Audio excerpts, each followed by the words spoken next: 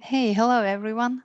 I'm C. We have a little more than 30 people here. I'm really amazed that everyone is so on time.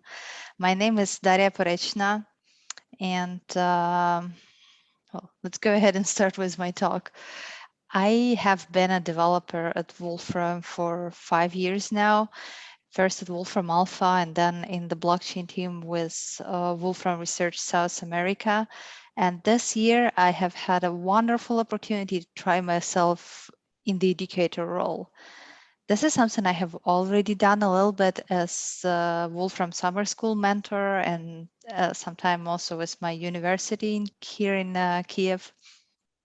But this time it's to a considerably greater extent by writing a massive online course and that is titled Introduction to Cryptography. And so my talk today is going to be sharing this experience as a developer, being an educator, and not just creating the Wolfram language, but for once creating something greater with the Wolfram language.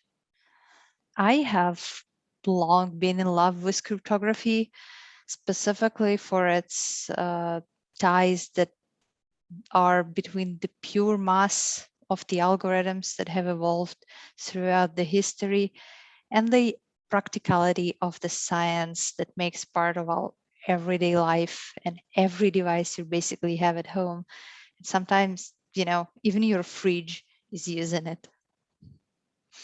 But also not just with the mass part and the tech part and the nerd part with it, but with sort of this romantic halo that is around, has been around this discipline, the spies, the movies, the way it has affected our history, specifically in the World War II, and all of that stuff. I have myself studied cryptography extensively as a major, as a part of my applied science degree in Kiev Polytechnic University. So I am familiar, maybe not to how the subject is often approached by academia worldwide, but at least how the subject was approached by my own academia that I started. And Kiev Polytechnic is a pretty serious, maybe post-Soviet, if you if you wish, kind of school. It gives you a very solid mathematical background. So naturally, I don't claim I have done a better job presenting cryptography than all the academias worldwide do, but I just hopefully done something different with it. So one thing that has always bothered me about the way cryptography is taught is that it's often magnificent notions such as hash functions and public key cryptography are often presented each new term and each new lesson as if they fell from the sky. And each one comes as a surprise they could exist. And there is little to no reason conveyed to why people were bold enough to even invent these instruments in the first place. So one of my main goals here was try to convey the intuition into evolution of this field by presenting each concept with the historical context of around it, of why we needed it to begin with, where it is used as a result, and what are the pros and cons and sometimes open problems around it, to try to present this field as a conjoint set of things and not just a toolbox for each tool as a separate thing from the other. Also, I do strongly believe that despite the need to cover the fundamentals, a cryptography course should not consist just of a dry collection of basic theorems, but they should also be tied to the real world scenarios because that's the world we're living. So the course as it is now in its almost finished form consists of 25 video lessons, around 10 minutes each. They will be all available at Wolfram U basically as soon as it's finished, which I hope is soon because we're already halfway through recording the lectures. So they need to go to production, and I need to actually go through and record the rest of the lectures. They are going to be presented not just the video, but also the lecture notebooks and the full transcript of what I'm actually going to be saying in the video, and with literature references, and for lectures where it makes sense with exercises and quizzes. I do have to admit that this is an introductory MOOC, so it's going to omit most of the deep maths to, well, with the main reason not to intimidate the listener who is looking for an overview. But I will point to the literature in the end of every lesson, where those who wish to dive deeper can find the actual theorems, the proofs, and the links to more serious literature to follow into their studies. The main goal of this MOOC was to not make the listener after the course claim that they know cryptography, but more to spark their interest in the field and to give those people who already practice who already practice maybe IT or science or math, the understanding of this field in general. From my perspective as a person who has studied in academia and as a person who has worked with it in the industry and the private field for a few years. I hope I done a good job, but it's going to be to you to say that once it's out. So I really welcome you to watch those lectures when they're done and give feedback. That's going to be very important with Wolfram U and for me personally as well. So first of all, the courses presents the history of the field from the ancient times going back to Caesar, which is one of the most famous one of the oldest famous ciphers is attributed to Julius Caesar. Then it goes through the Renaissance to the beautiful math, the steganography, which is the technique of hiding the existence of the secret and not just the content. And more detail, it covers the 20th century, where cryptography has evolved into actual solid science and not just the alchemy practiced by some magicians, mathematicians. And where cryptography has played a crucial role in the war outcomes and has affected more human lives than ever before, was the Enigma cipher machines, was the other cipher machines used by both parties, all the parties in the Second World War, and the way that evolved cryptography to the nowadays where we have public standards. It's not just a military discipline, and it's available for public institutions to contribute. And I'm trying to give this brief overview of the history. Then the course brings the cryptography into the larger context of information security. The objectives the ones tries to achieve by using cryptography, such as confidentiality, data integrity, authentication, non-repudiation, and gives the appropriate vocabulary. And this part of the course is mostly talking. Was just giving cool examples, and from there on it's going to be more technical because I'm going to be presenting the concepts that cryptography is using without the algorithms yet. So those are going to be, the random number sequences, which are used basically virtually everywhere in cryptography. What do we mean by the word secure? What do we mean by the cipher or the security has been breached? What do we mean of it's actually been broken? What is a brute force attack? How much does it take to brute force the algorithms that are currently in use, and all of that stuff. Next on, it gives the fundamental tools of cryptography. There are virtually impossible to imagine without. These are the hash functions that are used in basically every time you're connecting to the internet, when you're downloading software, when you're downloading some files. With the hash functions, I try to describe the mathematical reasons why they're possible, how they work, how they differ to encryption, and the security features such as resistance to collisions and avalanche effects. And here where the course starts getting more technical. It has references to actual theorems. It tries to show you on the examples the claims that I make.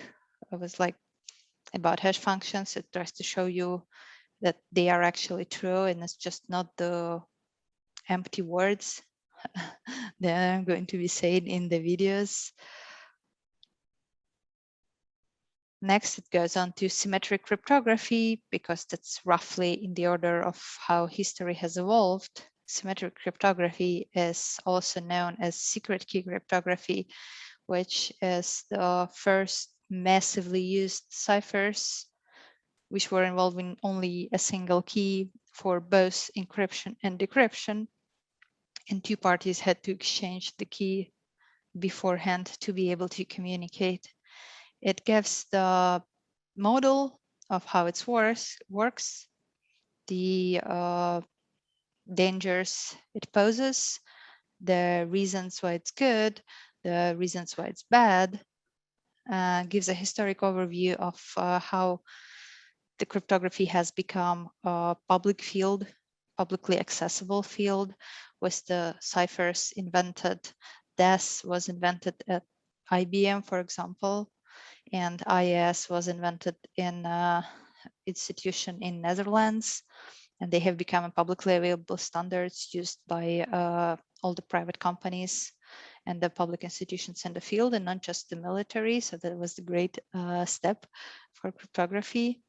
And then it's going to cover the main things in symmetric cryptography, which are block ciphers and stream ciphers, the way they are constructed, the way they are designed, and at each step, for example, for substitution permutation networks and Feistel scheme, which are two common designs of block ciphers, it's going to explain deeply and technically what are the differences, what are the building blocks, and these lectures give step-by-step computation of how you actually make a cipher that is a substitution permutation network or a cipher that is a Feistel scheme.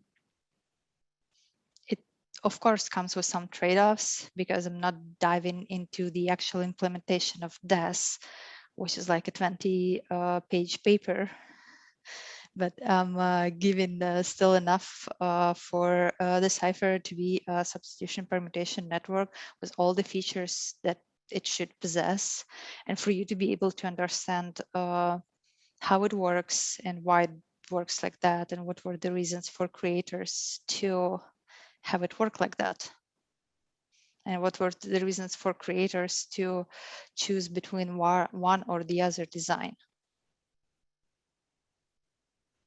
Next on, with asymmetric cryptography, which is, as a contrary to secret key cryptography, a cryptography that uses more than one key. Most of the algorithms in practice use two keys, one of which is your private, you have to keep secret from everyone, and the other one is your public key that you can publish. If you may have seen, like many people on their blogs or their websites publish their PGP keys or public keys, or when you connect to some websites on the internet, you download a certificate from them that connects their public key, so you know that you're talking to the site, and your traffic is secured. This section was also cover a comparison to secret key encryption scheme, the pros and cons of each one of them. It will cover digital signatures, and it will, of course, cover the number theoretic whales that make asymmetric cryptography possible, which are the factorization as presented by RSA that is also going to be implemented step by step at each step, explaining the security of what is actually happening. And the second whale of number theory that keeps asymmetric cryptography alive as discrete logarithm problem that is going to be presented with elliptic curves. Next on, to keep it interesting, there are going to be some exciting applications such as the way you secure traffic on the internet nowadays, for example, cryptocurrencies, which is of course now the big chapter of crypto, and other applications that involve more than one type of cryptographic algorithm to exist. Well, and finally, a couple of last lectures are going to be a discussion on the reality and expectations of modern information security. Because, well, people tend to think that with all the stuff that we make, then everything is really secure. The problem is that the algorithms and their math themselves might be really secure and unbreakable, but people tend to use them badly and sometimes not in the way that they're supposed to be used, or protecting the wrong things or protecting the right things in the wrong way. So I'm trying to finish the course with a general discussion on this. The Wolfram language allows one to deliver unique hands-on material on the matter. So for example, it allowed me to create interactive examples that I have never seen in other courses. They're not possible in books. They're maybe not only possible in the Wolfram notebooks, but they're really good in Wolfram notebooks. For example, to explain steganography, which is a method to conceal the fact of existence and attempted transmission of a secret message, I had to create an example. An example would be hide a book in a picture. So steganography would be something that people used to for example, exchange dictionaries and look at the things with colored filters. That's a lot of that stuff. And for example, Nicolas Cage's National Treasure, I was very into that stuff as a kid. So here I've tried to create an example of how to hide a book in a picture. So I get both the book and the picture from example data, which is very handy in Wolfram language. The book that I'm trying to hide is Alice in Wonderland, and the picture is just some example data photo of a boat. This picture is RGB, so I am separating it into channels. What I'm trying to do here is I'm going to hide every letter of this book to hide the full book in some pixels of the red channel of this picture. So what I'm trying to do here, I'm just getting the bytes of the red channel and I'm flattening them to get a flat sequence. And I'm going to put the letters of the book in every fifth of these. So not to still fit the book, but not to make the picture too garbled so that it's not recognizable that it's something hidden there. So let's check if it actually fits. You see it fits almost perfectly here, and here where I cheated a little bit.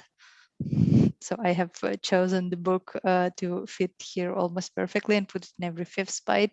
If I have chosen, for example, every third byte would have been, only half of the picture. So let's go like that.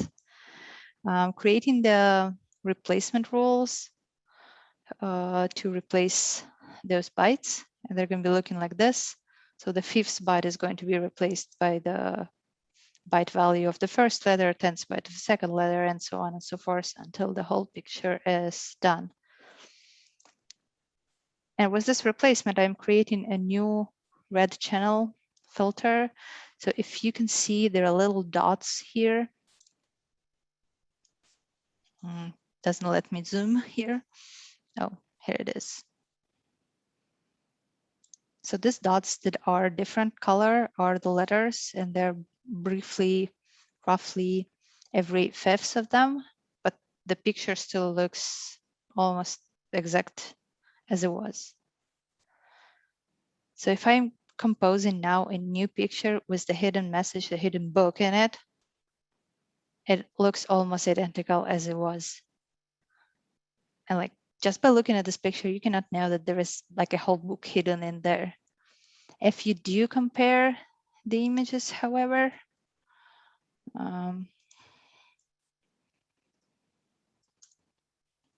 side by side, you can see that they are a little different.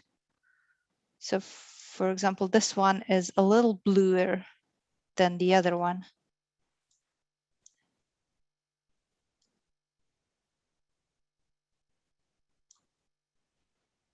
So you can see, for example, the sail on the actual boat is a little bluer. But if not for the topic of this course, and if I had not told you, I assume you would not suspected that there is something hidden in this picture.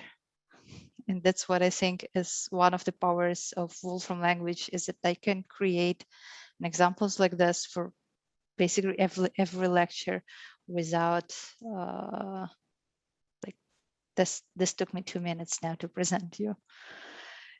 And the actual snippet from the MOOC, like I am talking about steganography in a lecture, there is an illustration, there is some bullet points. I'm going to be talking more. I'm going to give you more details when you're going to be actually listening to the MOOC. And I'm presenting this example from the other way around. So I'm giving the listener to the picture and asking them, well, can you decipher what's in it? And I'm giving them step by step. For example, if they take the channels, they can see that the red one does actually look different from the other ones. It has these dots that the other ones don't have. So it also should raise some suspicion. So they would go on, they would try to decode it. It will not work. And then I would give them the secret that, well, it was actually every fifth byte.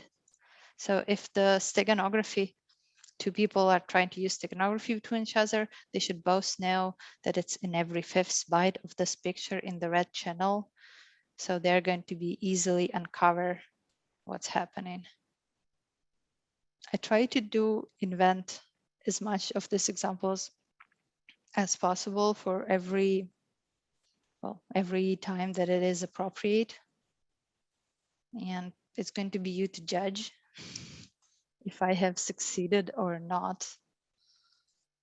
And introducing steganography, and one of the first lessons, the steganography that hides the existence of secret message, it opens the door to introduce cryptography as a field, where cryptography hides the message content, but not the fact of its existence.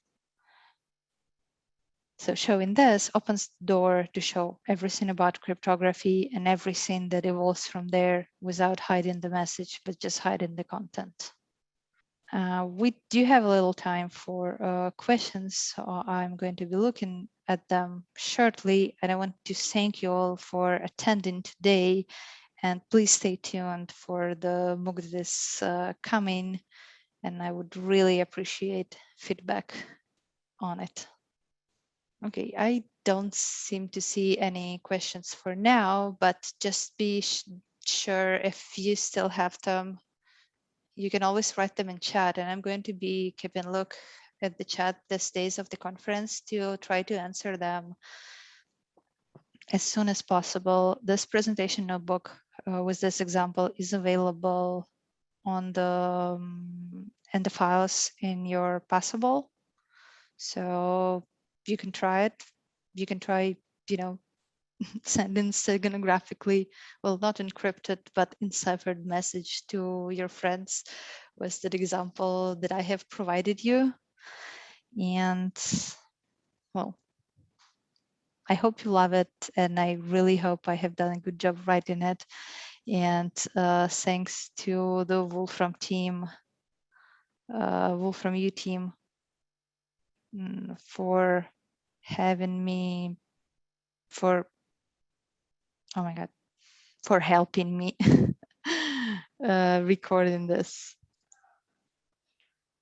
The questions are from Anton Antonov. Is there a similar functionality in Wolfram language? I assume you're referring to steganography, and the functionality for Wolfram language, like encrypt for steganography, doesn't really exist because steganographic methods are so wide, and it really depends on what you choose to use with your other person you're communicating with.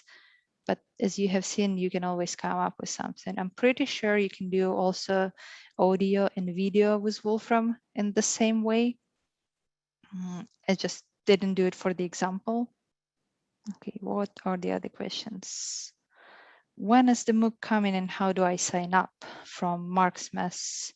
The MOOC is coming as soon as possible. I'm pretty sure we're going to finish it by the end of the year. I really hope we're going to finish it sooner. All the materials are already written and we are right now recording, and the video team is working on cleaning up maybe the audio, on making everything presentable, and we're working on it full steam. So as soon as it's done, it's going to be available freely on Wolfram U. So check for that. I will ask our PR team if they're going to be sending some newsletters to people who are subscribed. Another question, would there be something similar to Wolfram challenges, but for crypto puzzles instead? Yes, there will be for lectures where that's appropriate. For example, for the Caesar cipher and for transposition substitution ciphers, there are going to be problems. For example, you would be given an encrypted message and you'll be asked to decrypt it, or you will be asked to crack it by finding the correct key. Or there were also going to be some multiple choice questions on the definitions of the things to make sure that people understand the correctly. And in the end of the course, there is going to be a quiz on everything with both code questions and multiple choice questions on the theory to give you a certificate of completion. So it's going to be a certificate of that you have completed the introduction to cryptography with Wolfram U that you can post on, your Facebook, your LinkedIn, and show people that you have found this new knowledge. Okay, I hope I have answered the questions that I have seen in the chat. If I did not, don't worry, I'm going to scroll through chat later on and going to answer everyone. Thank you very much for being here today with me. I'm inviting you to the course as I already did like 5 times, and wish you to enjoy the rest of the conference. And there's going to be dozens of amazing talks to attend. And yeah, I myself wanted to attend the talk that is happening at the same time that I'm speaking, so I'm going to be watching it later. Well, cheers and have a nice day, everyone.